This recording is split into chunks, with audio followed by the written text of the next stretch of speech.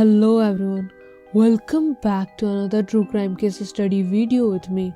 This is A&A. 28 अगस्त 2023 20 साल का Sibley Sadiq हृदय अपनी मां नाहीद अख्तर को कॉल करता है और कहता है कि मुझे कुछ लोगों ने किडनैप कर लिया है और ये लोग मुझे बहुत ही बुरी तरीके से पीट रहे हैं। ये कहते वक्त सिबली की आवाज बहुत ही शिवर कर रही थी और वो बहुत ही ज्यादा घबराया हुआ था और रो भी रहा था। इससे पहले उसकी मां नाहीद कुछ समझ पाती उधर से कॉल कट हो गया। कुछ वक्त के बाद नाहीद को फिर से एक कॉल आता है सिबली के ही फोन से, पर इस बार बोलने वाला सिबली नहीं कोई और होता है। उसने सिबली की माँ को कुछ ऐसा बोला जिसको सुन के उसकी पूरी फैमिली में सब परेशान हो गए और अशांति फैल गई। So without any further delay, let's get started with today's case surrounding around 20 years old Sibley Sadiq हृदय।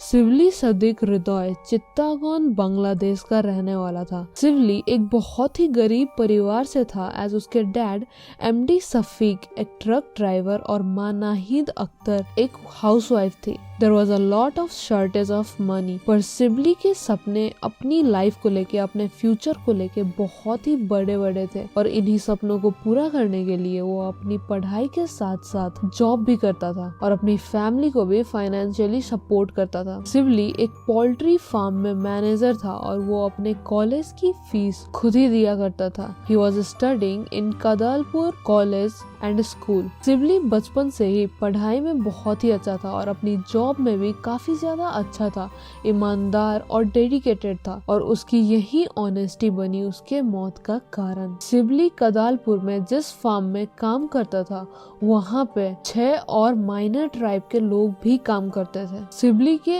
इन सभी लोगों से बहुत ही अच्छी गहरी दोस्ती हो चुकी थी क्योंकि सिबली इस फार्म का मैनेजर था और बाकी लोगों से भी उसकी अच्छी दोस्ती थी। इसीलिए लोग अपने काम पे लापरवाही करने लगे। वो अपना काम ठीक से नहीं करते थे एज वो ये सोचते थे कि हमें कोई कुछ नहीं बोलेगा, मैनेजर तो हमारा ही दोस्त है। एंड ऑल्सो सिबली इन लोगों से उम्र में भी काफी ज्यादा छोटा था, पर सिबली जो कि अपने काम की तरफ इतना ईमानदार था उसको ये सब पसंद नहीं आ रहा था even though they were friends. पहले तो सिबली ने सभी लोगों को बड़े प्यार से समझाया अपना काम ठीक से करने के लिए, पर इस सब के बाद भी वो लोग अपने काम पे बहुत ही ज्यादा केयरलेस थे, कुछ भी सुधार नहीं था। तो अब सिबली बार बार उनको टोकने लगा गलती या बेईमानी करते वक्त और यही वो चीज थी जो किसी को भी पसंद नहीं आ रही थी सिबली की। सिबली बस 20 साल का था और बाकी के जो लोग थे वो उससे मिनिमम 5 साल तो बड़े थे ही, तो उन लोगों का ईगो हर्ट होता था ये सोच के कि मुझसे छोटा इंसान,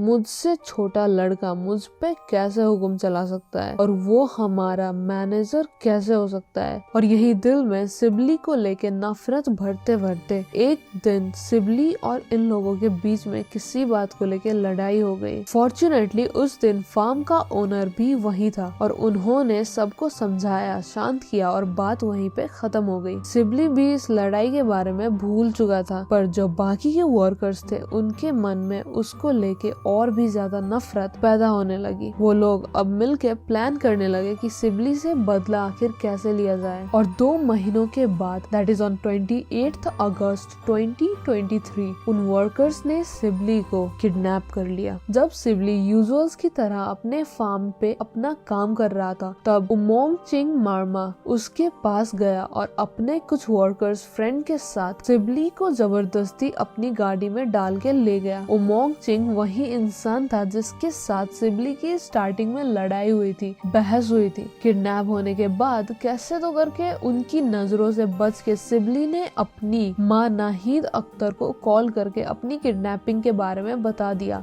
और इससे पहले कि नाहीद कुछ कह पाती कॉल कट हो गया। मोस्ट प्रोबेबली वर्कर्स या वी कैन से किडनैपर्स ने उसको फोन पे बात करते हुए देख लिया होगा, पकड़ लिया होगा। फिर से नाहीद को एक कॉल आया और उधर से ये बोला कि सिबली को हम हमने किडनैप कर लिया है। इस कॉल के बाद घर में सब लोग पैनिक करने लगे। वो लोग अपने बेटे को यहाँ वहाँ हर जगह ढूंढने में लग गए और इसी दौरान दोबारा से सिबली के फोन से एक कॉल आया इनको। इस बार कॉल किडनैपर्स ने किया था और उसने ये कहा कि अगर तुम अपने बेटे को सही सलामत देखना चाहते हो तो जल्द से जल्द हमें 15 लाख टका दे दो।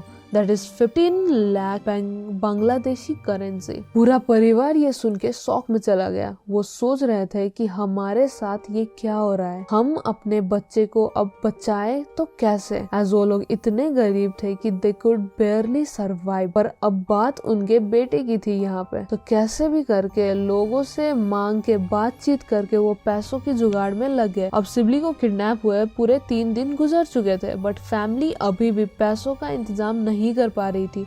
तो 3 दिनों के बाद that is on 31 August kidnappers ने फिर से कॉल किया सिबली के घर वालों को। सिबली के पिता ने किडनैपर से रिक्वेस्ट करा कि वो रैंसम अमाउंट कम कर दे, वो इतना नहीं कर पाएंगे और किडनैपर्स को भी उनके इकोनॉमिकल कंडीशन का पता ही था। तो कुछ टाइम बार्गेनिंग करने के बाद किडनैपर्स ने 15 लाख से 2 लाख टका कर दिया फिरौती के रकम को। सिबली के माता पिता ने फाइनली कैसे तो करके 2 लाख टका जमा कर लिया और उसके बाद इन लोगों ने किडनैपर्स को कांटेक्ट किया।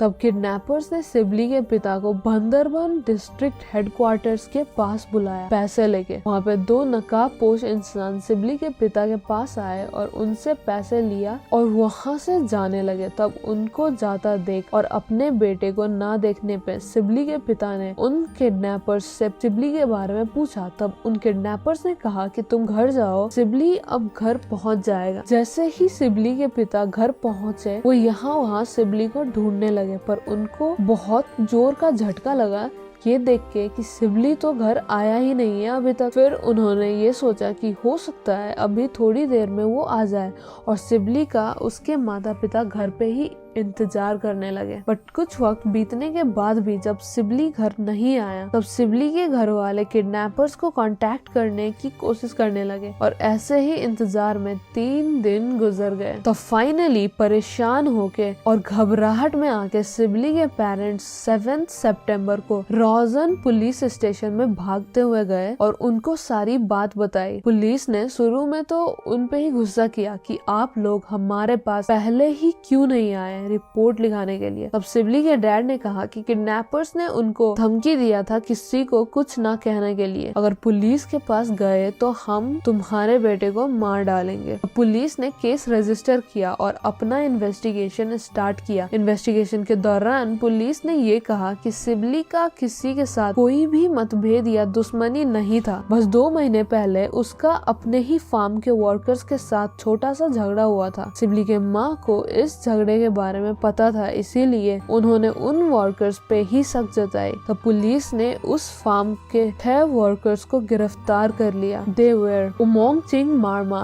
सुइचिंग मुन मार्मा, अंगथोयमुंग मार्मा एंड उख्याथवाय मार्मा। बाकी के 2 लोगों का नाम हमारे पास नहीं है। Well I am really sorry, मेरे को मालूम है कि मैंने नाम का प्रोनाउंसिएशन बहुत ही बुरी तरीके से किया है, so I am really sorry for that. शुरू में पूछताछ के वक्त वो लोग खुद को इनोसेंट ही बता रहे थे और पुलिस की सख्ती के आगे वो लोग भी टूट गए और फाइनली उन्होंने कुछ ऐसा कहा जिससे सुनने के बाद एक टाइम के लिए तो पुलिस भी काफी शॉक हो गई। एलिजेडली उन्होंने पुलिस को ये बोला कि वो लोग बस सिबली से बदला लेना चाहते थे और उनका प्लान तो बस उसको टॉर्चर करना था और फिर फिरौती की रकम मिलते ही वो उसको छोड़ने ही वाले थे। तब पुलिस ने पूछा कि पैसे मिलने के बाद भी उसको क्यों नहीं छोड़ा गया और वो घर क्यों नहीं पहुंचा। तब इस पे किडनैपर्स ने बोला कि अगर हम उसको छोड़ देते तो वो हम लोगों के खिलाफ केस कर देता, इसीलिए खुद को बचाने के लिए हमने सिबली को मार दिया। तब पुलिस ने पूछा कि सिबली की बॉडी कहाँ पे है, जिस पे उन्होंने कहा कि सिबली की बॉडी को उन्होंने जंगल की तरफ जाके फेंक दिया है। और पुलिस ने ये भी बोला कि उमोंगचिंग मार्मा जो कि मेन अक्यूज्ड था, उसने ये बोला कि उन लोगों ने सिबली की बॉडी से मीट निकाल के उसको प्रॉपरली पका के खाया है और हड्डियों को जंगली पहाड़ की तरफ जाके फेंक दिया है। जब पुलिस उन किडनैपर्स के बताए गए जगह पे पहुंची ऑन सितंबर 11, तब उनको वहाँ पे सिबली की हड्डियां मिली। अपने बेटे की हड्डियों को देख के सिबली के माता पिता बहुत ही बुरी तरीके से रोने लगे। ये पूरा केस इस टाइम तक आग की तरह पूरे शहर में फैल चुकी थी और लोगों का गुस्सा बहुत ही ज्यादा बढ़ चुका था। सोअनसो कि जब पुलिस उमोंग चिंग मारमा को लेके पुलिस स्टेशन जाने लगी, तब लोगों ने पुलिस को रोक के उमोंग चिंग को